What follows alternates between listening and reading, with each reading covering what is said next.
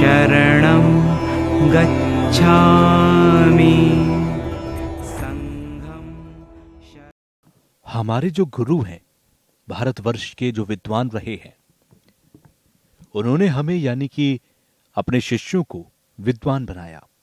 जैसे धर्म कृति आदि जैसे ग्रंथों में देखकर हम समझ सकते हैं कि गुरुओं ने हमें किस प्रकार महान बनाया है। वैसे तो हमारे प्रामाणिक जो दर्शन हैं वो चीन में भी हैं, लेकिन तिब्बत की तरह बड़ी गंभीरता से एक संपूर्ण रूप से अनुवाद ना हुआ, ना ही उसका प्रचार किया गया। लेकिन तिब्बत में जैसे कि तिब्बती परंपरा से देखते हैं, तिब्बत में बौद्ध धर्म दर्शन पर जब अध्ययन करते हैं, प्रामाणिक सवाल जवाब और शास्त्र अर्थ के साथ पूरी परंपरा से करते हैं। मात्र तिब्बत ही एक ऐसा देश है या समाज है जहां भगवान बुद्ध अभी भी जीवित हैं। जैसे कि तिब्बती धर्म में वज्रयान के 4 सिद्धांतवादी परंपराएं या शाखाएं हैं। ये सब संपूर्ण रूप से देखे जा सकते हैं। चीन में तो हुआ था, लेकिन संपूर्ण रूप से हम नहीं देख सकते हैं। जैसे प्रज्ञापारण्य और चित्त मात्र के दर्शन के माध्यम से अनुवाद हुआ, अभ्यास हुआ, लेकिन संपूर्ण रूप से तिब्बत में ही इसका अनुवाद हो पाया। अब इसके बाद जो बुद्ध के प्रवचन की मूल ग्रंथ हैं, भावनाक्रम पर आता हूं। अब जैसे भावनाक्रम के नाम से ही स्पष्ट है कि भावना यानी कि दिमाग, सोच, विचार। तो सोच जो है हमारे दिमाग पर यानी कि लालच करना या गुस्सा करना या ना समझना यानी कि अज्ञानता। तो इन सब कलेशों पर पाप की जो सोच है उस ओर न छोड़ते हुए मन को काबू में करना चाहिए। मन को काबू में करना चाहिए ताकि अपने तक ही सीमित रखें। मन को धर्म के कार्यों की ओर लगाना चाहिए, क्योंकि मन में अच्छी बातें लाने के लिए और धर्म की ओर ले जाने के लिए ना तो कई दवाई बनी है, ना ही कोई ऑपरेशन से हो सकता है। मन में बदलाव लाने का सिर्फ एक ही तरीका है, ध्यान करना, अभ्यास करना ध्यान का। जैसे कि यहां पर भावनाक्रम का अर्थ ही बनता है कि अनुभव होना। अनुभव होने के लिए यहां पर 2 विषय आते हैं। या तो आपको काट छाट करके अनुभव करना चाहिए, या फिर जिस विषय पर आपने काट छाट की है उस विषय पर मन को रखिए। ये 2 माध्यम हैं कि अनुभव कैसे किया जाए। वैसे तो श्रद्धा के माध्यम से आस्था रखते हुए भी अनुभव का ज्ञान हो सकता है, लेकिन मूल यही 2 विषय हैं। सबसे पहले काट छाट करें, उसके बाद जिस विषय पर आपने काट छाट की उस विषय पर मन को बिठाइए, फिर मन को शांत रखना। उसके बाद सही अनुभव से सही दृष्टिकोण आता है। भावनाक्रम में क्रम शब्द का अर्थ तो आप जानते ही हैं, एक के बाद एक, यानी कि सिलसिलेवार तरीके से। सबसे पहले जो कि मन को शांत रखना था, उसके बाद जाकर ध्यान यानी कि विपासना। जैसे कि भावनाक्रम में सबसे पहले मंजूश्री को प्रणाम करते हैं, और जैसे कि इस ग्रंथ में लिखा गया है, तो इसी के अनुरूप भगवान बुद्ध की प्राप्ति के लिए प्रार्थना हम करते हैं। लेकिन प्रार्थना करने से पहले उसके उपाय क्या क्या हैं ये समझना जरूरी है। खाली आस्था या श्रद्धा न रखते हुए आस्था और श्रद्धा की क्या वजह होनी चाहिए उसे जानना ज्यादा जरूरी है। खाली आस्था और श्रद्धा न रखते हुए उस आस्था की एक वजह हो उसे जानना ज्यादा जरूरी है। क्योंकि हमारे जो विद्वान हुए हैं, जितने ज्यादा आचार्य हुए, उनके द्वारा लिखे गए ग्रंथ हैं, उनका अध्ययन करते हुए उसका काट छांट करें, फिर उसका अभ्यास करें, और उसके बाद उस अभ्यास का परिणाम निकलेगा। हम सब जो सुख चाहते हैं और दुख नहीं चाहते हैं, और दुख से छुटकारा मिले ये सबकी इच्छा होती है। दुख के साथ छुटकारा मिले ये अच्छी बात है, लेकिन संस्कार के साथ छुटकारा मिले और कर्म के साथ छुटकारा मिले, तब जाकर सही मायने में मोक्ष या मुक्ति का अर्थ बैठता है। इसलिए जरूरी यह है कि कर्म क्या होना चाहिए और कारण क्या होना चाहिए ये समझ में आए। जहां तक धर्म की बात है, जहां तक बुद्ध के ज्ञान की प्राप्ति की बात है, तो कर्म क्या है, कारण क्या है, यह जानना ज्यादा जरूरी है। अगर हम देखें तो दुख हो चाहे सुख हो, सब कर्म सब कारण से होता है। कर्म और कारण से दुख का होना यह स्वाभाविक है। किसी के द्वारा जबरदस्ती से यह सब हो रहा है, यह सिर्फ गलतफहमी है। भगवान बुद्ध के जो 4 वचन हैं, धर्म चक्र परिवर्तन पर 4 सत्य के बारे में बताया गया है। 4 सत्य जो हों वो एक मायने में हमारे बौद्ध धर्म के निचोड़ का एक विषय है। ये 4 सत्य सबसे महत्वपूर्ण और सबसे अर्थपूर्ण है। इन चारों सत्य में अगर हम दुख और सुख की बात करें तो सबसे पहले दुख की बात होती है। अगर हम दुख की बात करते हैं तो किन कारणों से और किन कर्मों से हो रहा होता है। दूसरा कि अगर दुख गलत है और पाप है तो उस दुख का भी कारण गलत और पापी ही होना चाहिए, यानी कि गलत काम के अनुरूप हो जाना चाहिए। जहां तक सत्य मार्ग की बात होती है, चौथा सत्य की, यहां जो कहने की बात है कि 4 सत्य को 2 हिस्सों में बांटा गया। पहला सत्य जो है वो एक फल है और दूसरा जो है वो कर्म है और वो पाप की तरफ के हैं। तीसरा और चौथा जो सत्य है वो धर्म की तरफ के हैं, पुण्य की तरफ के। तो वो एक कर्म हो गया, एक फल हो गया।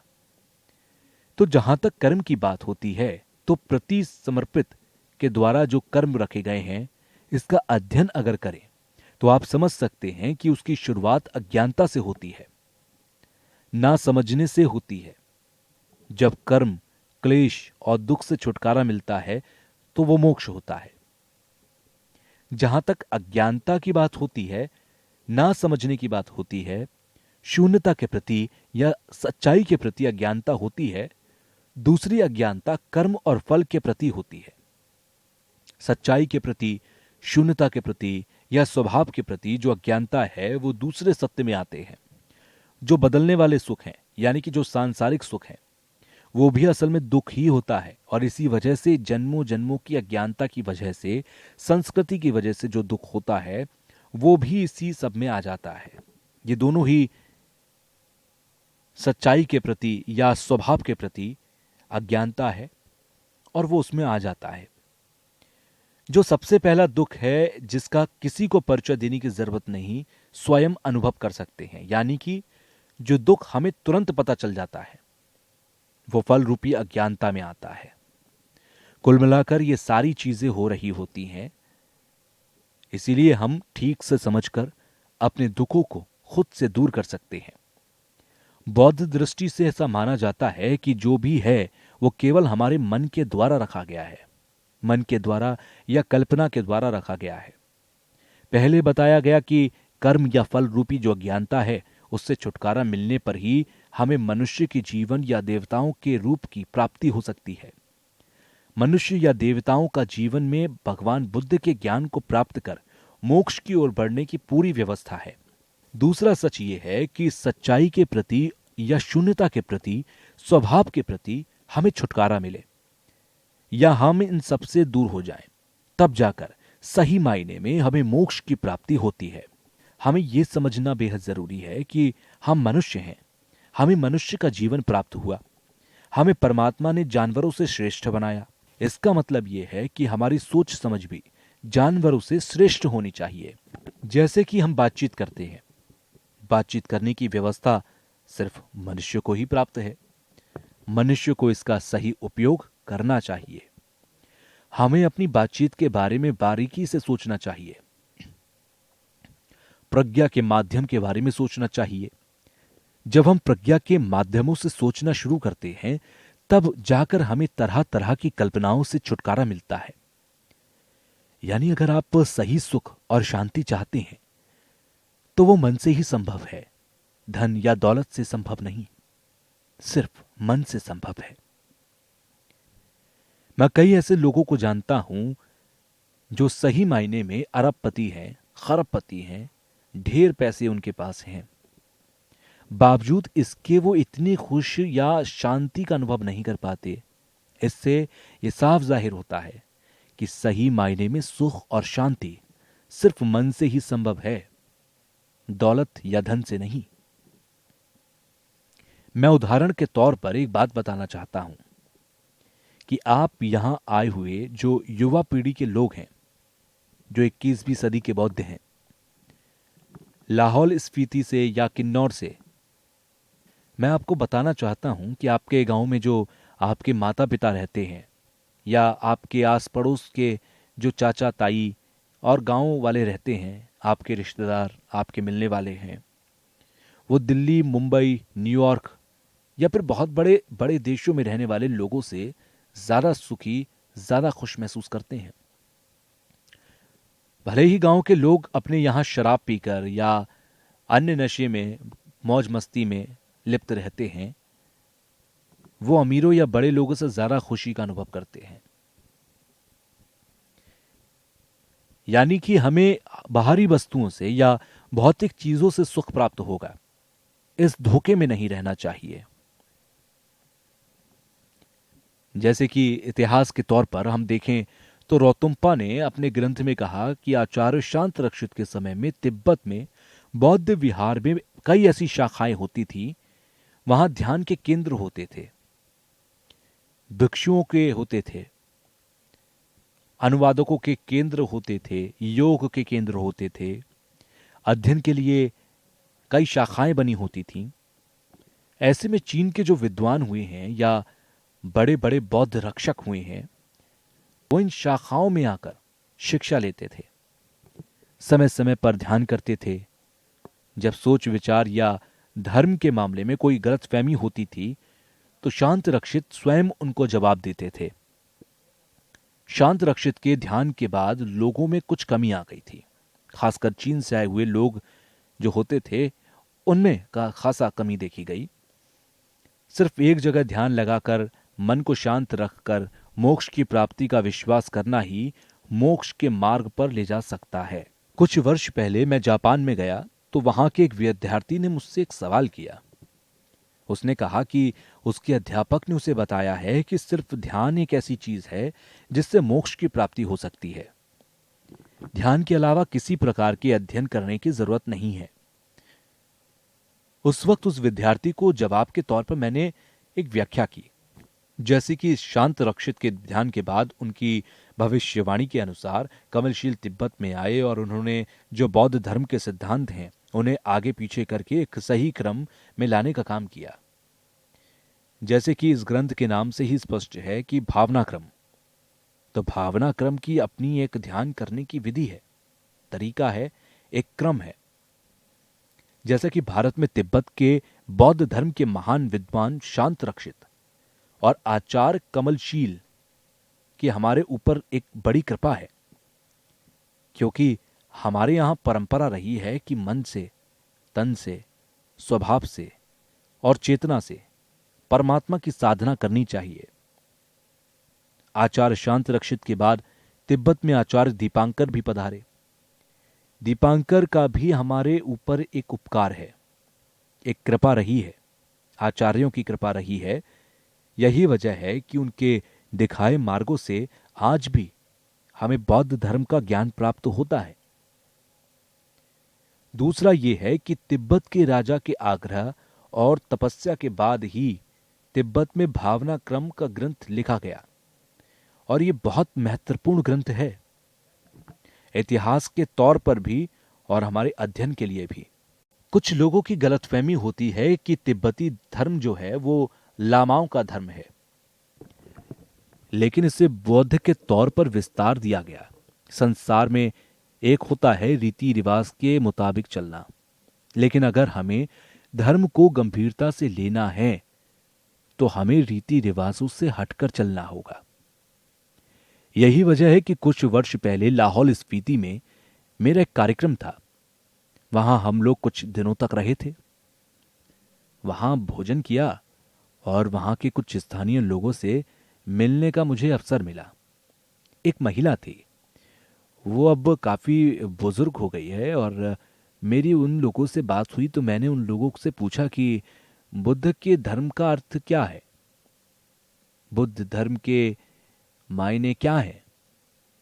तो जवाब में उस बुजुर्ग महिला का कहना था, शरणम शरणम बुद्ध गच्छामि, जैसे श्लोक भगवान की वंदना करना ही उनका धर्म है। मैंने कहा चलो ठीक है। फिर मैंने पूछा कि क्या ब्रह्मा, शिव, विष्णु सब अलग अलग हैं? तो बुजुर्ग महिला ने जवाब दिया कि नहीं, सब एक हैं। जितने भी भगवान हैं सब एक हैं। तो मैंने कहा कि यह गलतफहमी है, ऐसा नहीं है। भगवान बुद्ध का जो धर्म है, जो उनकी कृति है, वो थोड़ा हटकर है। हम लोगों ने भगवान की पूजा की और धर्म को सिर्फ हाथ जोड़ने और उनकी वंदना तक ही सीमित कर लिया। हम काफी देर तक भगवान के लिए घंटी बजाने और तमाम वाद्य यंत्रों का प्रयोग कर उनकी आराधना संपन्न इसी के साथ कर देते हैं, जबकि ऐसा नहीं है। यह गलत तरीका है। एक जगह प्रवचन करते हुए मैंने एक लामा जी से पूछा कि भगवान बुद्ध का परिचय क्या है, तो उन्होंने आसमान की ओर इशारा करते हुए कहा था कि भगवान बुद्ध ऊपर एक शीशे के घर में विराजमान है। सही मायने में यह एक बहुत बड़ी गलतफहमी है। हमारे तिब्बती समाज में भी धर्म के मायने पूजा पाठ करने तक ही सीमित रह गए हैं।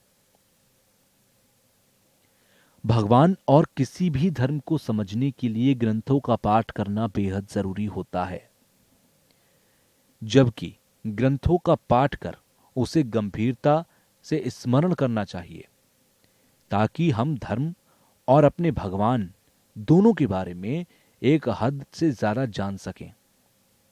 हमें धर्म और भगवान के प्रति खुद जानकारी बटोरनी चाहिए, साथ ही साथ दूसरों को भी इसमें रुचि दिखाने के लिए प्रेरित करना चाहिए।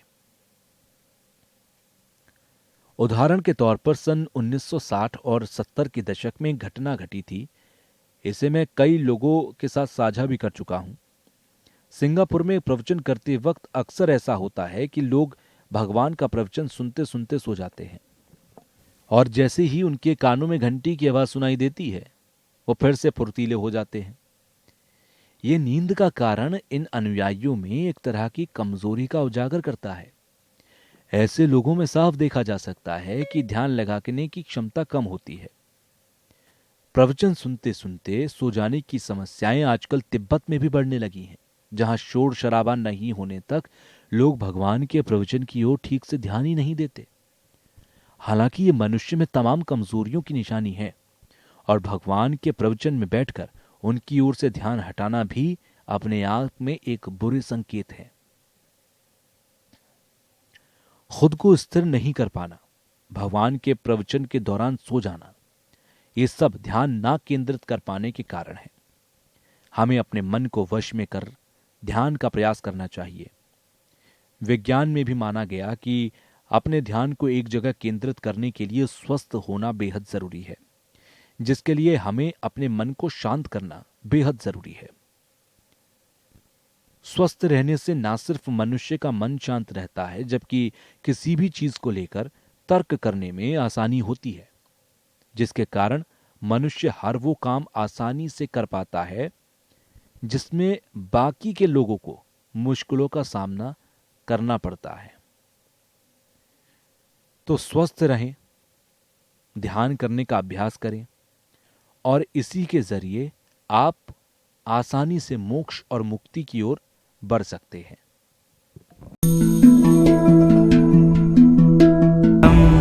शरणं गच्छामि, धम्मं शरणं गच्छामि,